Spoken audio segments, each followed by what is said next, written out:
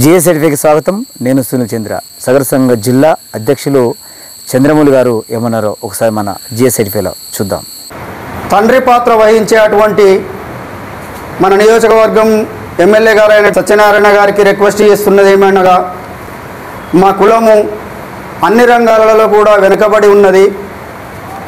ఖచ్చితంగా మీరు మమ్మల్ని ఆదరించి మా అవసరాలను కూడా తీర్చాల్సినదిగా మేము ఈ సభాముఖంగా కోరుచున్నాము. ముఖ్యంగా ఈ జిల్లాలో మాకు కులదైవమైనటువంటి భగీరథ మహర్షికి విగ్రహం పెట్టుకోవడానికి రహదారిలో మాకు ఒక పర్మిషన్ ఇప్పించాల్సిందిగా కోరుతున్నాము. అధిక సంఖ్యలో ఉన్న గ్రామాలు 14 ఉన్నాయి. అందులో సగరులం ఎక్కువ మంది ఉన్నాం. అలాంటి వాళ్ళము ఇక్కడ సమావేశం పరచుకోవడానికి మాకు ఎలాంటి భవనం కూడా లేదు. ఖచ్చితంగా మాకు ఒక భవనం శాంక్షన్ చేయాల్సిందిగా కోరుతున్నాము. ఎక్కువగా ఉన్న ఈ గ్రామ పంచాయతీలలో రాబోయే ఎలక్షన్స్లలో మా వాళ్లకు కూడా అవకాశం ఇప్పిస్తారని. మొత్తం అందంగా కనపడుతుందంటే సగరుల కష్టం ఉంది. అందులో సగరులకే ఇల్లు లేకుండా ఉండే జీవితాలు గడుస్తున్నాయి. మా వాళ్లకు ఇల్లు లేని వాళ్ళు ఎవరైతే ఉన్నారో ఖచ్చితంగా మీరు మాకు ఇల్లు ఇప్పించాల్సిందిగా మిమ్మల్ని రిక్వెస్ట్ చేస్తున్నాం సార్. మహిళలకు కూడా ఏదో ఒకటి స్వయం ఉపాధి కింద మా వాళ్ళు పేదవాళ్ళ పిల్లలు చదువుకొని ఉండి నిరుద్యోగులుగా గడుపుతున్నారు. వాళ్లకు ఏదో ఒకటి ఉపాధి కల్పించాలి. ఈ జిల్లాలో ఉన్నటువంటి ఆఫీసులలో 100 పడక ఆసుపత్రులు కానీ, కలెక్టర్ ఆఫీస్ కానీ, ఇతర రంగాలు ఎన్నో ఉన్నాయి మీ చేతులలో. మా వాళ్లకు చిన్న చితక పనులు కూడా అవకాశం కల్పించాలని ఈ సభాముఖంగా మిమ్మల్ని కోరుతున్నాను సార్. కులం వారీగా బ్రాండీ షాపులకు రిజర్వేషన్ కల్పించి స్టేట్మెంట్ ఇచ్చినారు.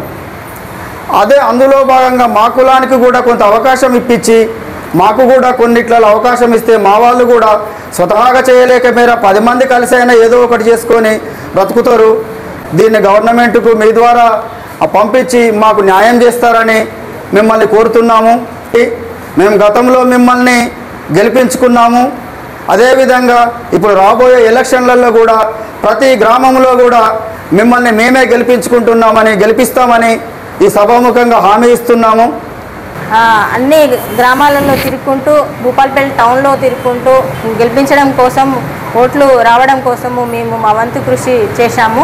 ఈ ఎంపీటీసీ కానీ, జెడ్పీటీసీ కానీ, సర్పంచ్లు కానీ, ఉప సర్పంచ్లు కానీ మా వాళ్ళు పోటీ చేయడానికి సిద్ధంగా ఉన్నారు.